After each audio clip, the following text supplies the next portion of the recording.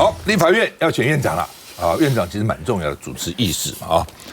那国民党韩国瑜昨天宣布江启臣跟他配，国民党以前是没有这样宣布的，没有啊，因为那跟总统不一样，总统、副总统是一张 ticket 一张选票，那立法院是先选院长。对，选完再选副院长，是分开的啊，是不是说这个好？我们现在配了韩国瑜选完以后，江启臣就自动就是副院长，不是？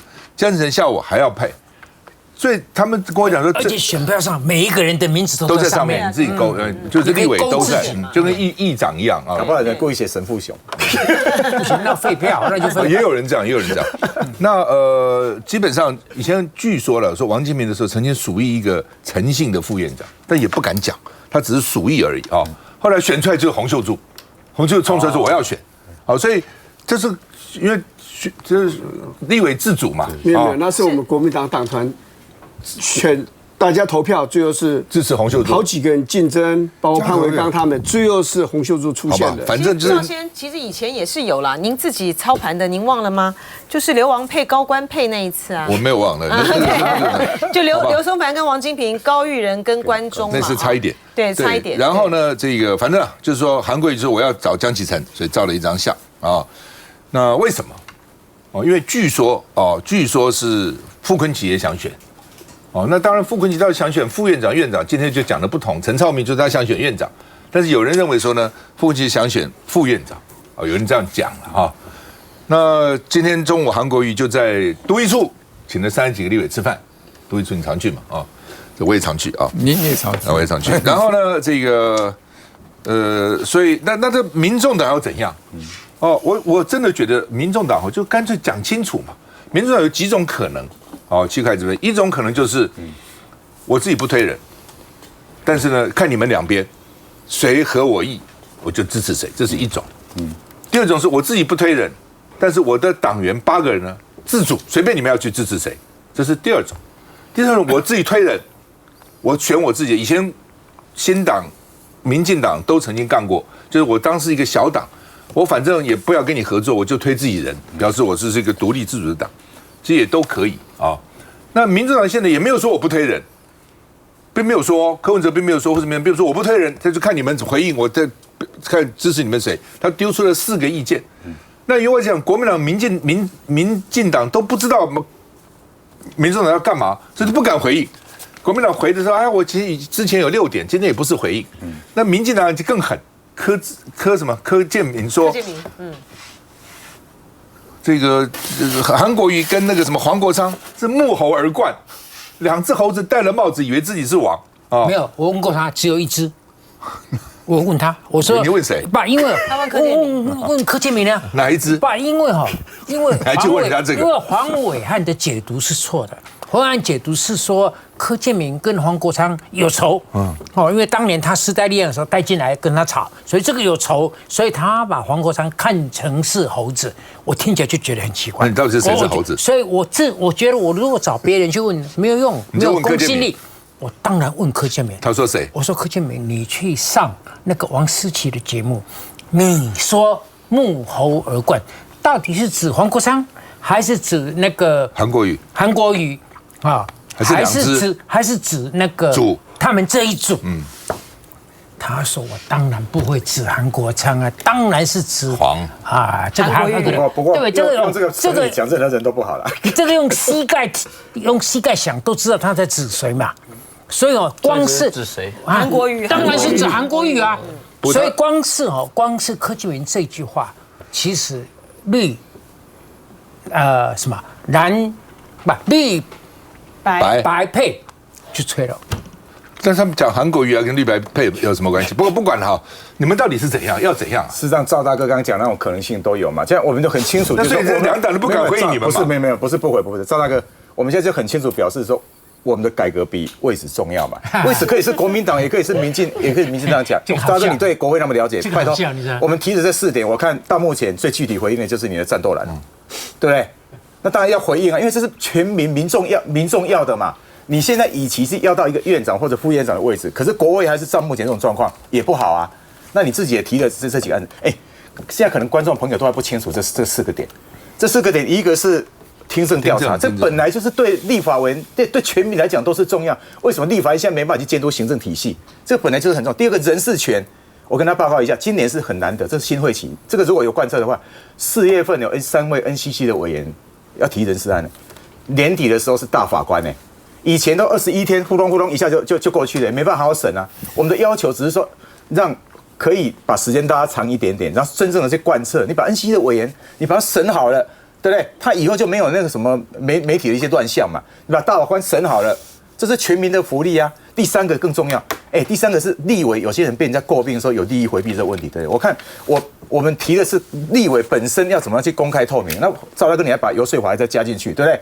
最后一项也是全民要的啊，是立法院的院长、正副院长他怎么用钱？那公开透明，这4点哪一个？这不是只有民众党要求，这全民要的嘛？好吧，那现在你们所以我们现在提这个，那结果知道，赵大哥你要问的是说哪一种可能性嘛？对不对？如果有比较积极回应的，老讲我们也只是一个小党啊，真正国民党跟民进党也不见得要甩民众党，讲真的啦。好，你这两个这么强，特别国民党这次选这么好，已经是最大党了。你说国民党一定就是说哦，你民众党一定要是跟我怎么样配合，我才那个吗？他也有可能国民党跟民进党他自己走自己的路啊，对不对？这可能性都存在，我们没有拖大，对，我们只是说透过这个机会，我们对自己负责，现在没有答案，对全民负责。齐凯太谦虚了，本来如果你们说走自己的路哈是没错，但是呢，国民党很怕你们去支持民进党啊，那就严重了。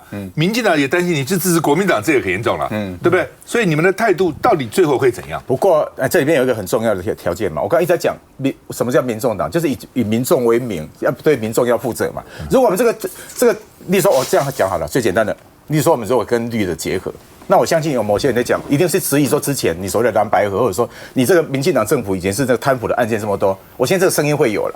可是相对你现在去支持国民党，当然也要看国民党出来的人是谁。你看国民党内部现在没有整合好啊。你刚才讲傅昆萁这个事情，然后讲光是韩国瑜出来，或者是傅昆萁出来，或者是他们的提出来的这个回应，跟赵大哥你讲的那个战斗的那个一不一样，这个都会影响到整个后来啊。这个都影响到后来我们要做什么决定，我们做决定嘛。民众党呢，就是耍花枪了哈，耍花枪太多了，马上就揭晓了嘛。花枪耍的太多了哈。什么时候揭晓啊？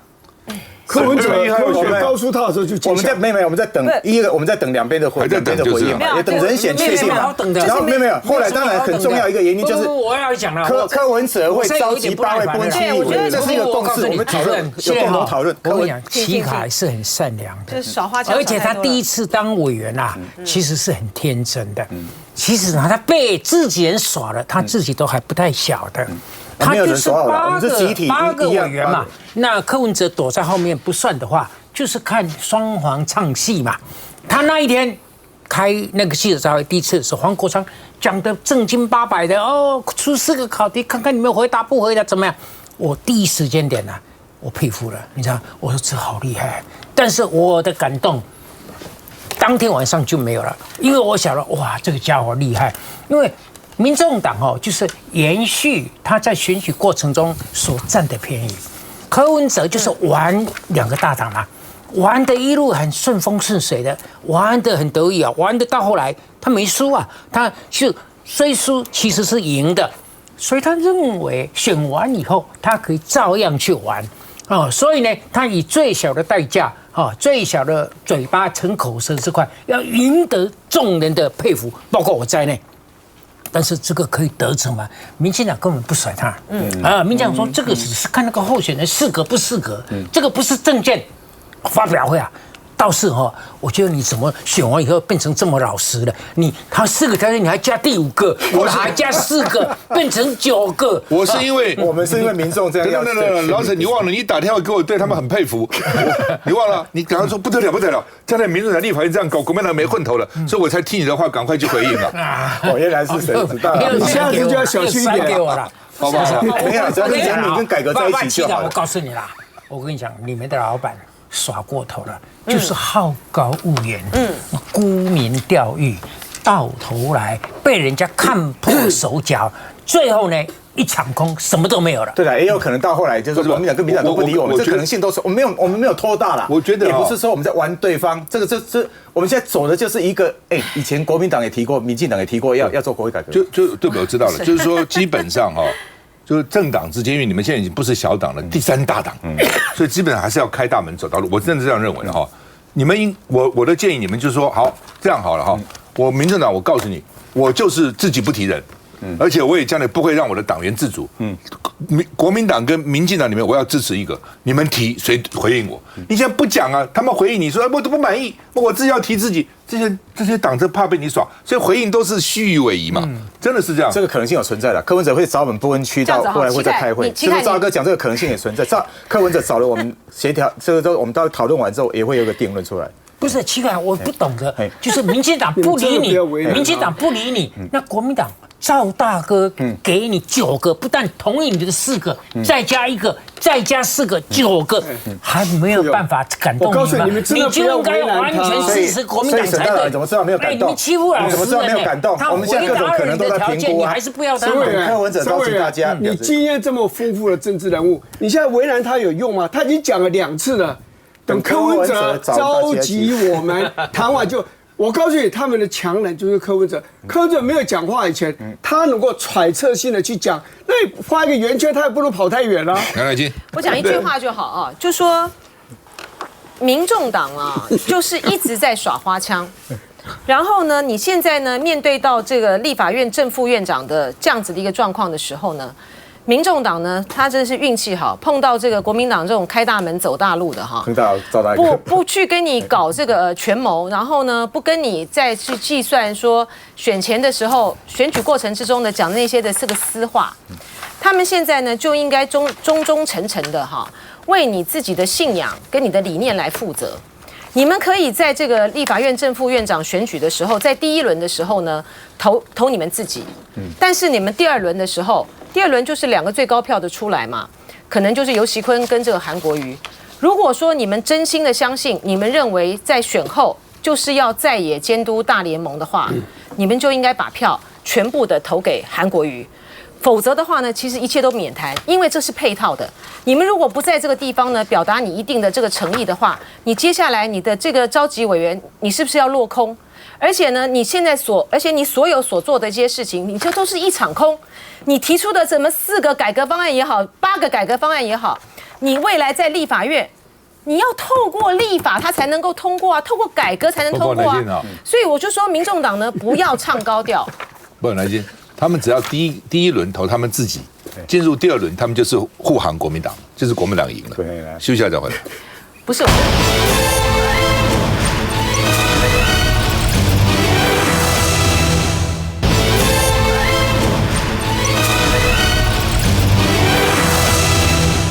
好吧，蓝绿到底推谁当立法院长、副院长？我们先看蓝的。角逐立法院长搭档是照片中的江启臣，脸书写下感谢他同意搭档韩江佩，未来要矫正回归立院过去绿委过半的局面。不过也留下但书，只要白银愿意合作，江启臣也愿意将副院长优先让给民众党推出的人选，促成在野大团结。但立法院的争夺战在韩国瑜正式邀请江启臣担任副院长一职之后，党内仍有人没有放弃，像是国民党的立委傅崐萁就在胜选的第一时间配送花篮到每个立委的服务处去，野心不言可喻。53位党籍立委花篮全部到位，因为传出傅崐萁一度想争取院长大位，现在党内却直接蹦出韩江佩。我也分别接受到江启臣委员还有傅崐萁委员送花篮来祝福，非常非常感谢他们，我也祝福他们心想事成。其他立委能说的只有感谢，但傅崐萁也透过声明表示，虽然韩国瑜拥有高人气，却也是好好先生，未来立院必须强悍跟民进党周旋。同时点名江启臣2年后可能投入台中市长选举，若担任副院长如何兼顾，而且正副院长分开选举，不在同张选票上，没有谁搭配谁的问题。不过台中市长卢秀燕对江启臣倒是全力相挺。为了中部得到更多的重视跟资源分配我个人是支持韩江佩，我们乐观其成，乐见其成。结束总统选举，看来蓝营没有想象中的风平浪静。对民进党不一定是坏事。好吧，绿到底怎么样？我们看一下。立法院长游锡堃2024选举后首度露面，不过这声院长在2月1号还能听到吗？本来我就是要退休，那既然党需要我，那我只好就是继续来就将我自己的绵薄之力继续来为国家服务。院长这话是留下伏笔吗？因为选前本来说年纪大要退休，不会寻求连任，要年轻人来接班，但传出党内定调就是尤昌配，党团总召柯建铭更证实就是这组合。但3党不过半，游锡堃若没当上议长，就怕成为阳春立委，是否会请辞让新生代补位？像现在谈这个都还早，我连被提名都还没有被提名啊。假说性的问题啊，我现在不方便回答。语带保留不多说，但搭档蔡其昌这次在台中拼连任，仅小赢对手7250票，还适合再当副院长吗？以他们2人的组合具有高度的社会公信力，用他在地方的选票结构来回推，是不是要再担任副院长？这个部分有一点在前后因果跟理由上面是有一点错误了。党内不同派系都是支持，倒是蔡其昌话说得委婉。蔡其昌没有个人的立场，副院长不只是位置的问题。应该对于国会的改革，对国会下一个阶段要推动的方案，他应该有一些具体的想法。放下小我，只说要拼国会改革，不过有党内立委人着急，必须得先拿下龙头，再等绿白合。民众党应该也要好好去思考，国民党的韩国瑜跟民进党的游锡堃，谁才是最好的人选？毕竟民众党接下来的这步棋将扮演关键角色。老沈怎么看？我认为这个民众党一选完以后，你晓得他们的代表在我们这节目里头，他们都在看柯文哲的最后意思是什么？当他们还没有得到明确的指令的时候，在场的不管谁都讲说，我们说民众党是看议题、看 issue。这个 issue 是蓝的对，我们就加在蓝的这边；绿的对，就加在绿的这边。我说那是废话。从来没有一个政党可以这么零碎化他的立场，就摇蓝摇绿就是要赚尽天下所有的赞美，没有这样的政党。你听我的话，但是呢，他们还有一个错误，就是2月1号开议啊，在选择议题你要导向哪一边之前，你要对人事表态，因为选院长远比议题表决来得早啊，这你逃不掉的。那我认为。他们开那个记者招待黄国昌那个是来的特别早，从当选开票以后到那个会不到1天了，非常快速。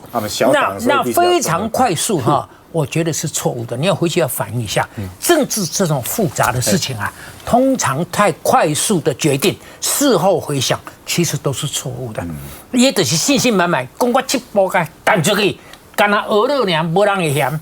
你看。到后来是行不通的嘛，行不通的。我认为啊，现在就选院长这一招来，这个事情来讲，民众党是进退失据，他就是好好的关键变成不关键了。老总，我问你有人说院长不重要，立法院长到底重不重要？当然重要啊，当然重要。我跟你讲，我们从小的讲起，比如说朝野协商，他是主席啊，还有他如果大家要 push 一个议题。一个案子，他可以不列还有他一来对敲当敲塞，必当必塞，院长不重要，院长太重要。但是我告诉你，副院长就不重要了。所以他们有一度才要让我当副院长。院长还很重要是行政权呐，行政权都在。老沈就是说，副院长跟副总统一样都不重要，就是为什么因为立法院通常是院长在主持啦。当然院长是不能去，通常因为我已经当了院长、副院长，我不去质询了。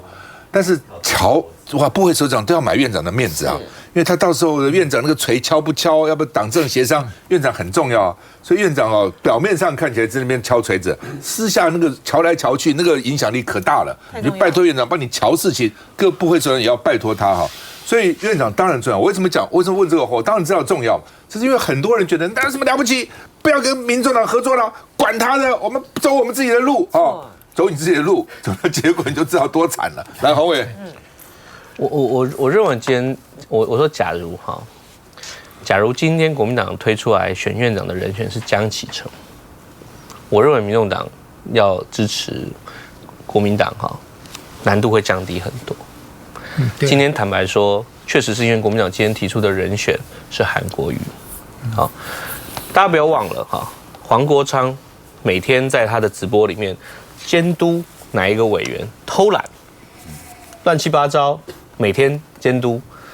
今天民众党很难去跟人家讲的一个问题是，我黄国昌啊，每天在监督谁偷懒，谁没来质询，谁什么开会不来开会，然后你什么请假休假什么的这些事情，那你为什么去支持一个这个在当立委时期质询率不到10%的那个人？是他有政治实力，是。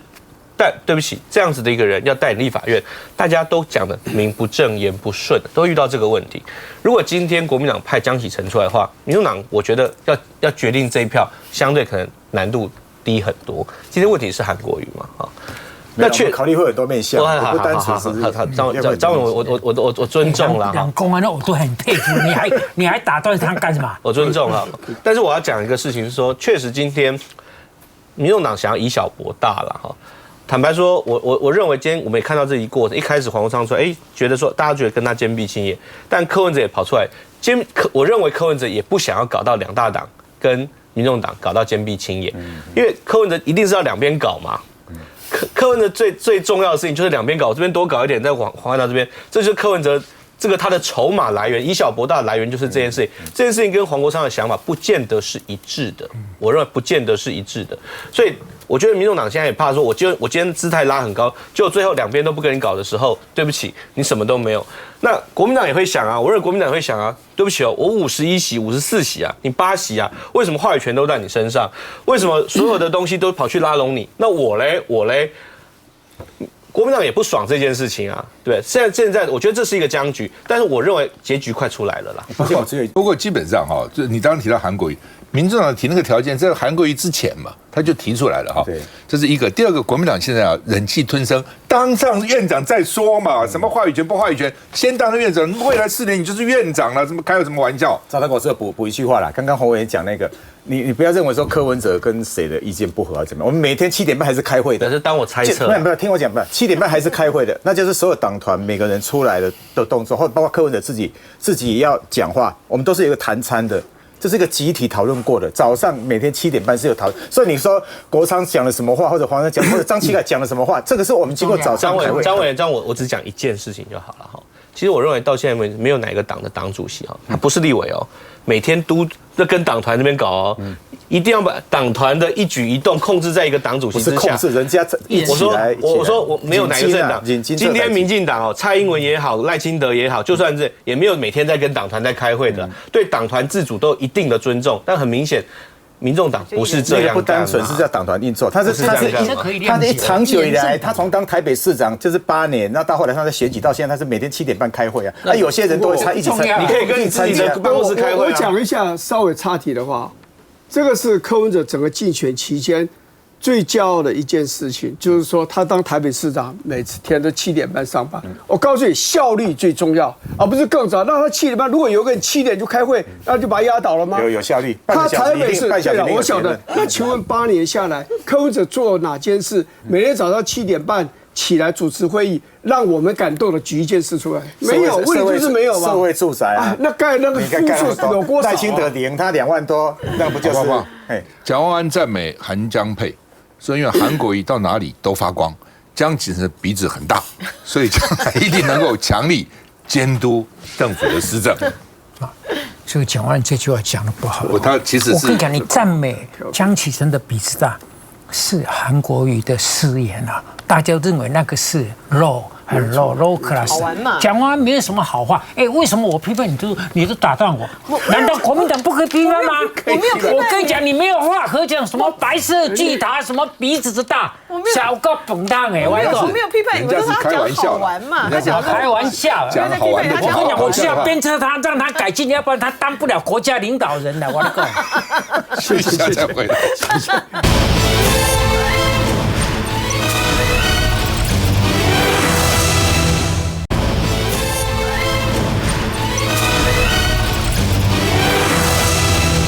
好，柯文哲要卸票了，所以在北中南各办一场，叫做阿贝森友会。小草们要自带环保杯，让我们敬你一杯，干！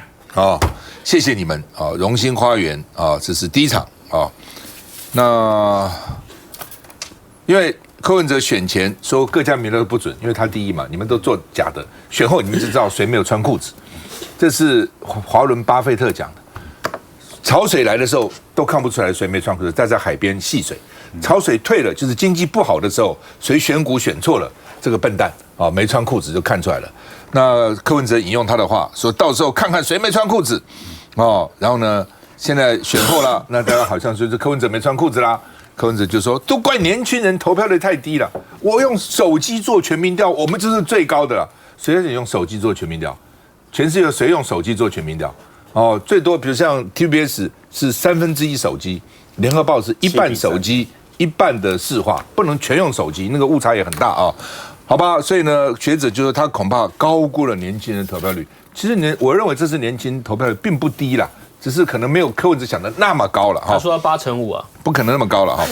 那所以吴子嘉说，大选证明柯文哲是个骗子。哦，当白脸教增加，中间理性选民就会离开，所以柯文哲永远不可能当选总统，因为柯文哲说4年以后我将再起，我要再回来啊。那怪年轻人投票率低，那所以黄伟汉就说我们再给你80万票，4年，因为1年大概增加20万选民啦，所以4年增加80万都给你，你也当选不了，因为他只是差票差得蛮远的哈。所以有人说再给你100万啊，你也当选不了，永远都要怪别人。你要不要怪说这是老人投票率太高了？哦，不是年轻人低了，是老人高了哦。其实这次投票率上次低了3%多了，上次是74.9，这是71点多，大概少3%多，3%多大概少了60万哦，57万哦。那黄伟汉说，对啊，下届80万手头足都给你，你也当选不了嘛哈。那另外呢，这个游盈隆说柯文哲是哥吉拉，带8只小哥吉拉哦，旗凯这个小哥吉拉就可以把立法院闹翻天了哦。所以呢，蓝绿恶斗哦，那柯文哲借着这个恶斗呢，就可以变成民粹强人。到底怎么？我们看一下。家队呢还是各国媒体都在说，台湾作为一个自动性大国，你知道。可投开票的过程超级落伍，包括不在籍投票、网络投票，这都应该要做到。选后总检讨，民众党主席柯文哲外部问题一并探讨，总结就是政府数位转型归宿，让想投票的人无法去投票。很多朋友告诉我们，他们虽然支持我们，但是都没有去投票，为什么？不管他是开计程车的或者是在上班的，但是我们平常还是有一大堆人要上班，因为他去上班没有办法投票，这是我们投票率很难突破这种70%多的原因。支持者想投票的心终究敌不过工作，迫使柯文哲下定决心交办给民众党8位不分区进入国会，首要任务之一就是推动不在籍投票。只是目前中选会的进度还停留在公投电子联署，而且今年第2季才会上线。中选会这种以拖代变的手法，人民其实早就已经看破手脚。民进党政府为何迟迟不敢推动不在籍投票？原因昭然若揭。从制度面找原因，但柯文哲要持续壮大，就得灌溉小草。选后1周，终于要办见面会。21号台北打头阵，呼吁带环保杯，让柯文哲向大家敬一杯致谢。27、28号分别是台中跟高雄，取名阿贝森友会，就是希望小草茁壮变森林。未来还有跟志工、陆战队、抗阿贝等都要办。好，那么到底是游盈隆讲的对，还是吴子嘉讲的对？老师，你觉得？我觉得都言之过早了哦，这个也要看看，因为有民众党的存在，这个蓝绿2大党，这未来4年的作为啊，我觉得说柯文哲的民众党最乐观的成功，应该是把自己变成有效的鲶鱼，所以国民党也紧张，民进党也不能放松。但是你在这个过程中，因为柯文哲在竞选的过程中，他玩得太顺水，顺风顺水，把2个大党玩成这个样子，这个就让一个人很不容易改因为他这个甜头吃了，而且这个个人的习惯也养成了，所以呢，他不太容易能够说我过去的那一套，因为进入这个治国的阶段，你那一套是不行的，因为你8年的台北市的市政，很平常一讲是不好看嘛。所以呢，你还要 repeat 这个东西，像他们那个算法，就说那未来还有80万进来啊，那个前面目前20到39那些，难道不会改吗？我跟你讲，那个这一期的商业周刊上周写得很好，有一句话，他说柯文哲是年轻人的初恋，你记得你的初恋吗？年轻人的初恋太好了，你看现在还有多少人记得初恋的情况？记得，为什么？因为那个是很早的事情都记得。你老化那个痴呆症以后，最近的事情，今天早上吃什么早饭都忘掉了，但初恋是记得。但是有时候，所以我不记得，表示我还很年轻，就是不是关键是有多少人跟初恋的对象结婚，多不多？不多。你想往事不能回味，旧地不能重游，初恋不能结婚的。把你记忆拿出来做总结吧，好不好？好吧，这个柯文哲说，他希望将来有不在籍投票跟网络投票。我觉得网络投票不太可能，但是不在籍投票，我觉得是，而且蓝绿都在，老早就应该了。对，那民进党一直反对了哈。黄国昌也说，不在籍投票一定是优先法案。我觉得国民党也赞成，对不对？就优先推嘛，对不对？季凯。对啊，这个案子是刚刚赵大哥讲的，不是只有说民众党嘛，这是全民要的嘛，那就大家共同一起来推。刚刚大佬讲说，初恋结婚的不多，我认识初恋结婚很恩爱的也很多啦，有啦有，还是有啦。当然老讲，我一直在强调一个点，就是说我们现在对我们的优势，当然是我们是一个关键的少数。就像天平，我们如果能够结合，不管是国民党、民进党，所以说对全民有利的，大家一起来做，这对全台湾都是好的，对每个党也是好的。可是我们没有拖大。有可能都到真的，包括这次立法院的正副院长选举，或者以后很多案子，如果我们合纵连横没有好的话，其实也可能一场空啊。好，这个是对，不只是对我们不好，对全国也不好。所以我们老讲，我们是战战兢兢的，不是只有柯文哲，我们八个人整个党现在是战战兢兢的。那这次选举老讲，我们也发现我们某些地方是确实是不足的啦。现在不是什么年轻人要更多的这个问题，你基层就是不够强嘛。你跟国民党跟民进党怎么去比？我们党部是很用功的，是很努力在的。像我负责这个彰化跟嘉义，除了全国性的议题之外，这两个地方我比较常去。我有段时间都睡在彰化党部的楼上。你要看那个志工，不是只有年轻的问题，你看有些已经是中年的志工，他也是前期在拼啊。他早上一早你就看到他在那边，晚上还是看到他，然后他们主动，他们自己掏钱帮柯文哲做文宣。我好像有一次我拿了文宣给他看嘛。你说所谓长照怎么做？刚才讲说他到底有没有做出哪些？有些人说他在台北市没做啊，他们就有志工自己掏钱。其实说他在这个台北市做了哪一些很重要，例如说市场的这个改建，对不对？好，大巨蛋这至少有一半的功劳吧。他列出来10-20项、30-40项，然后帮他去发。下大雨，天气再冷，我觉得这种力量不会散了。好了，当然就是说可能没有像国民党跟民进党有它的优势嘛。例如说它的基本盘里面有些人强，像刚才讲投票率最高的85%有啊，70岁到75岁。就是大概就是那个赵大哥，我们这个年龄层里面85%，应该也没有那么高了。没有，上次不会那么高。没有，跟我讲，这个我有没有？这个是中选会公布的，上次85%，在接下来就是70到72岁8%。那个那年轻确实比较少，可是我要请教一下，不在籍投票要关心，那民进党一直反对，那将来如果国民党跟民进党联合起来在立法院要通过不在籍投票，民进党会怎样？还是反对吗？我自己认为啦哈，第一个当然现在国民党跟民众党当然有权利可以在立法院里面提案嘛。那确实现在这个两党加起来的在立院的席次62相对是优势嘛。那我们当然民进党也要面对这个问题嘛哈。那只是这个不在籍投票里面，之前其实已经谈过，里面有包括好多个部分啦。不在籍投票不是一个不是只是一个项目，里面包括移转投票这个等的部分。我自己觉得里面当然，我是觉得各种投票最重要的部分是怎么让这个投票可以取得信任。这个信任不是只对一党信任，是各党整个社会都能够信任。我想这是在包括美国的投票里面，大家都经历过很多这个过程。我觉得让大家能够信任，也可能需要一些配套。这不是问题。我觉得要信任，然后有一些配套。我觉得这进到立法院里面来讨论，而且民众党本来就会提案，国民党也会提案，所以我觉得这一定是接下来在立法院里面必经的一题。在美国你在北极、在南极工作都可以投票。你在航空母舰上，航空母舰在巡逻，甚至在战争的阶段，一样可以不在一起投票。民进党阻挡到现在是毫无道理可言的。他们怕台商了，我就讲一言以我们其实担心的就是他们怕台商了，就是海外的部分，但国内的部分的移转投票这个部分，我觉得这要看人怎么讨论。我觉得这可以来讨论。对，这可以来讨论。但是对于海外、国外跟国内，对我们来讲确实有不太一样的状况。不过当然就怎么样防避，这可以想个办法了。休息一下再回来。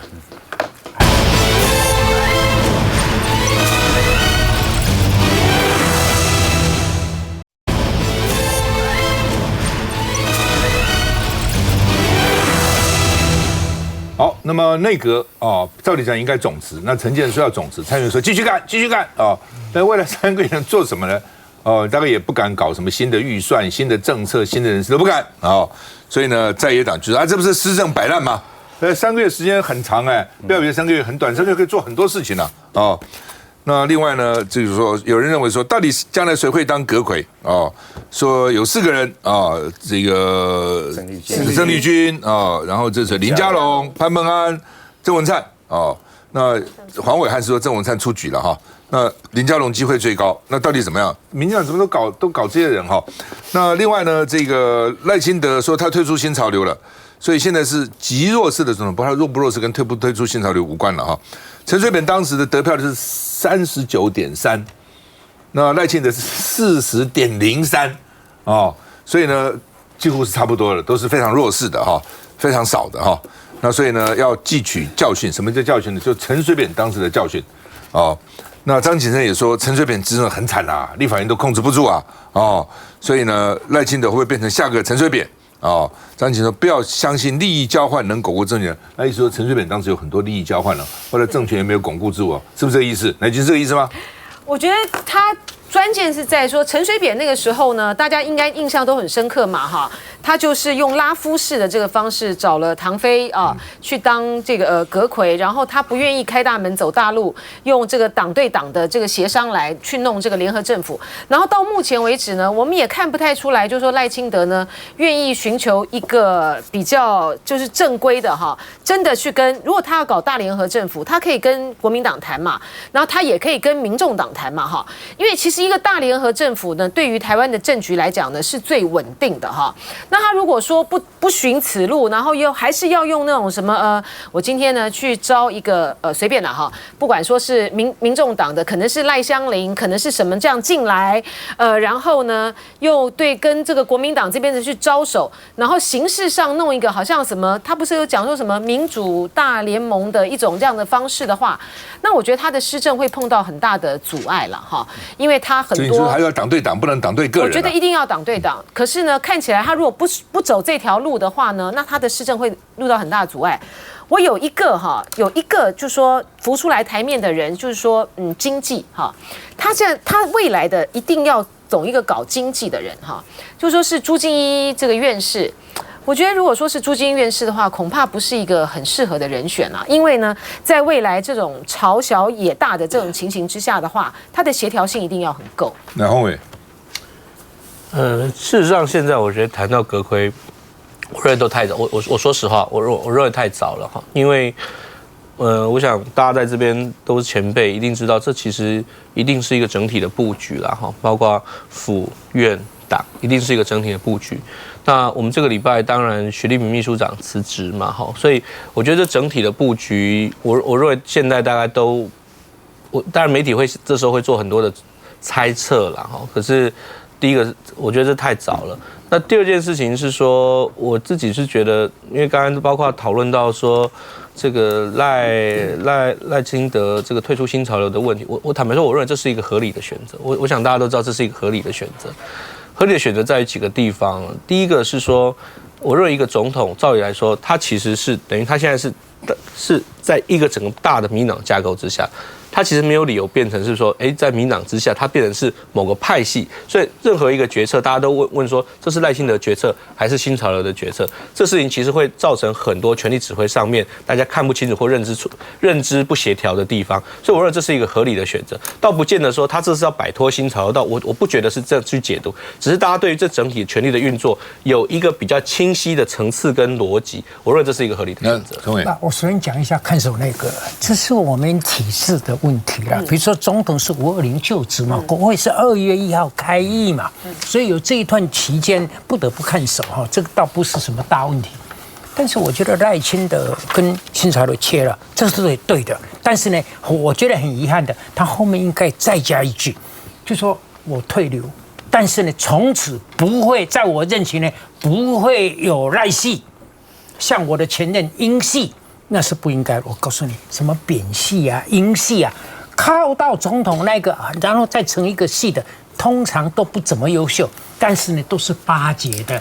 都是要去剖了，对啦。所以等到他的人下来了，鸟兽散，像这种鸟兽散的因系、我赖系不容许存在，不容许发生，这应该要讲。那第三个我要讲的就是说，吕秀莲、黄国昌，包括我们英明的主持人，都认为他不应该兼任党主席。哎呀，这个真的是枉费我一生的努力啊！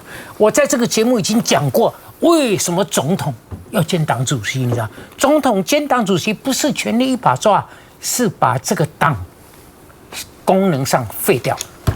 如果你不兼党主席啊，这个党会出来再起来一个太阳，就变成2颗太阳了。但是你兼党主席，这个党等于不存在。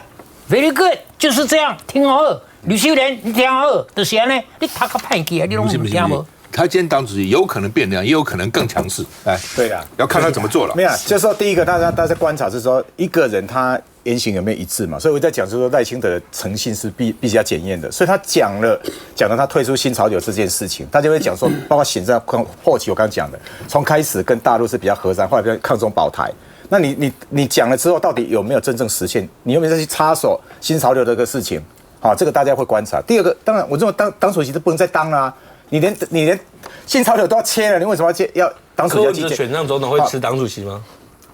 等他选上他会给你答案哈。那不过我觉得更重要的事情啊，应该更重要，不管是看守或者是下一任的总统，我赞成刚刚乃菁讲的，新任的这个阁揆一定要念之在之，把经济赶快拼好。我刚刚一开始讲的故事，讲的事情就是我去拜访企业，碰到台湾现在经济真的是不好，很多人因为两岸不稳定，确实经济也不好，所以新任的阁揆呢之后，可是另外一个问题是什么？你目前是一个看守这个内阁，虽然3个月是短的。可是拜托一下，一定要回过头来。现在不要这种什么认知作战啊，什么一些比较奇怪的事情，或者说回过头，真的把人民放在心上，好好拼经济最重要。3个月可以做很多事情，尤其蔡英文检讨。你现在反正不再选了，你的能源政策啦，你的两岸政策啦，你的很多政策，对，赶快彻底在这个时候把它大刀阔斧的改。我讲一下，派系在民进党存在这么久了。是你赖清德说要退就可以退嘛？新潮流现在是民进党最大的派系耶。以小英的个性，他下来以后，英系的影响力会快速的下跌。那我请你苏系呢、郑国会呢，他们怎么能够去抗衡新潮流呢？所以我认为一半是真，一半是假，就是说他要退出这个新潮流。我请问你，新潮流推荐的人，你接不接受？如果你不接受，这个不接受，那个不接受，你认为新潮流会支持你吗？新潮流不支持你，那我请问你，你有办法再做一个强有力的这个总统吗？所以我觉得有半真、有真也有假的部分啦，一半一半啦，这要看未来才实际上怎么执行才会比较清楚了。我觉得看民进党，大家会讨论是不是派系共治到底好不好，怕派系分赃。但从国民党的角度来看，我还觉得。短暂时期又派系共治，也许会比较好一点。否则现在国民党就是一人一派嘛，啊，只有一派，这种很多的地方上的声音其实传不到党中央，所以我是觉得，民进党的这派系共治啊，稍微做派系的弱化一点点，但是我是觉得这个体制未必，我是从另外一个角度，未必不好啊。还有一件事情，我要跟各位报告，选完总统到521，这个不是3个月，是4个月，我觉得要做调整。我看过陈水扁交给马英九，马英九交给蔡英文，这看守内阁乏善可陈，浪费了4个月，什么都不敢做了。对，而且就是说，在看守内阁的这个期间里面呢，其实就是完全就是看运气，你知道吗？